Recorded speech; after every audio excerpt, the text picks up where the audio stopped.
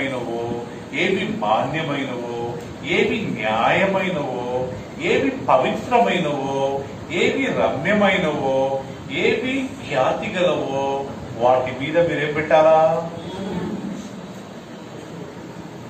వాటి మీదే ధ్యానం పెట్టాలంట రాయడం కదా బిడ్డ. అప్పుడు మన హృదయం ఎలా ఉంటుందంటారు? వచ్చి శుద్ధిగా పరిశుద్ధిగా ఉంటుంది. అప్పుడు మనం చనిపోయినా బ్రతికిన ఎవరిని చూడగలుగుతామంట? దేవుడిని చూడగలుగుతామంట. దాని తర్వాత మనం నేర్చుకునేది ఏంటంట? సమాధానపరచువారు తండ్రిలు, వారు దేవుని కుమారులు అనబడుతురు కదా ప్రియులరా. ఎవరు మనం ఇద్దరు గొడవ పడ్డారు, ఇద్దరు మాట్లాడుకోవట్లేదు, ఇద్దరు ఒకళ్ళని చూసుకుంటే ఒకళ్ళు నచ్చదు. మనకు ఒకవేళ బై ఛాన్స్ మనకు ఛాన్స్ దొరికితే మనం ఏం చేయాలంట? సమాధానపరచాలి, వాళ్ళకి మంచిగా చెప్పాలంట.